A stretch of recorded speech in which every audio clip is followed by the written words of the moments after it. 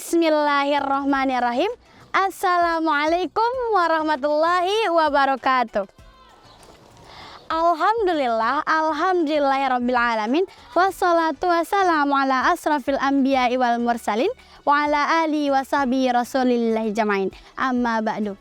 Yang pertama-tama, marilah kita panjatkan puji dan syukur atas kehadiran Allah Subhanahu wa Ta'ala karena berkat limpahan rahmatnya sehingga kita bisa berada di tempat kita masing-masing. Dan yang kedua, sholawat serta salam tidak lupa pula kita haturkan kepada junjungan alam Nabi besar Muhammad SAW dengan melafazkan Allahumma salli ala Sayyidina Muhammad wa ala ali Sayyidina Muhammad. Assalamualaikum ya Rasulullah, assalamualaikum ya Habibullah. Nah, pada kesempatan yang berbahagia ini, Ana akan menyampaikan sebuah penjelasan mengenai urgensi niat. Niat berasal dari kata al-qasd yang berarti keinginan. Niat juga bisa diartikan sebagai azam atau tekad untuk melakukan sesuatu dengan ikhlas karena Allah yang letaknya berada di dalam hati. Oleh karena itu, sebagian orang bertanya, apakah niat wajib diucapkan? Ulama sepakat, niat letaknya di dalam hati, jadi tidak wajib diucapkan. Walaupun kita tidak mengucapkan, niat itu akan tetap sah. Akan tetapi ketika diucapkan, biasanya keinginan atau tujuan kita itu akan lebih terarah.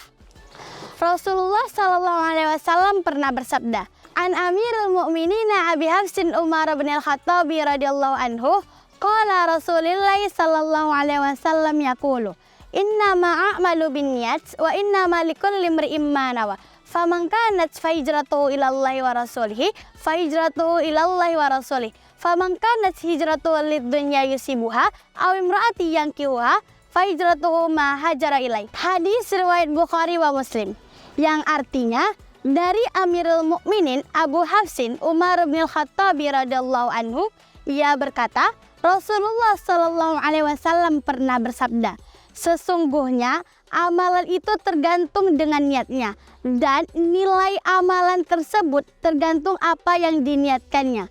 Apabila dia hijrah karena Allah dan Rasulnya, maka nilai hijrahnya itu dinilai karena Allah dan Rasulnya. Apabila ia hijrah karena dunia yang hendak dirahinya atau wanita yang hendak dinikahinya, maka hijrahnya itu dinilai sesuai dengan apa yang diniatkannya. Hadis riwayat Bukhari wa Muslim. Ada 3 tujuan utama niat. Yang pertama, membedakan ibadah dengan ibadah yang lain.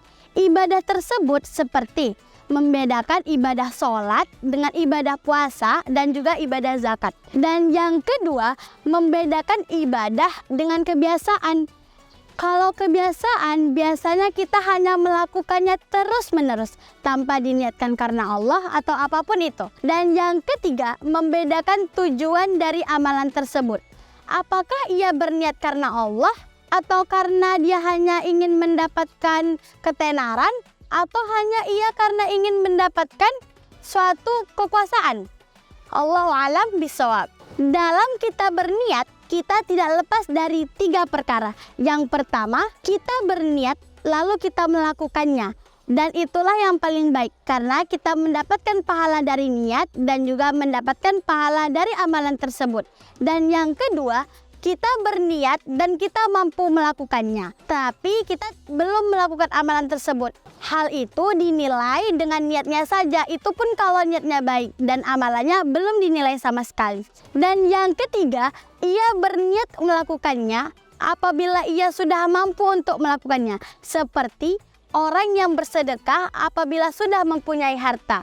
Hal tersebut dinilai juga dengan niatnya dan juga amalannya walaupun belum sama sekali ia lakukan. Kalau niatnya sudah betul karena Allah, kalaupun ia pedagang, ia akan jujur dalam menimbang.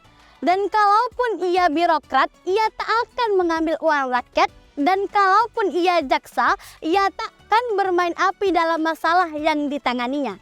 Ulama pernah berkata, Yahya bin Abi Katsir, para ulama juga pernah mengatakan, Mutarrif bin Abdullah berkata, sebaik-baiknya hati adalah baiknya amalan dan sebaik-baiknya amalan adalah sebaik-baiknya niat. Sufyan Ats-Tsauri juga pernah berkata, ada satu hal yang paling sulit aku obati, yaitu mengenai niat, karena ia sering sekali berbolak-balik di dalam hatiku. Nah, dimanapun kalian berada, tetap perbaikilah niat agar tetap berada di jalan Allah Subhanahu wa Ta'ala.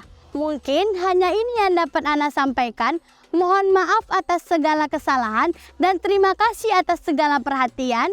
Wabillahi taufiq wal hidayah. Wassalamualaikum warahmatullahi wabarakatuh.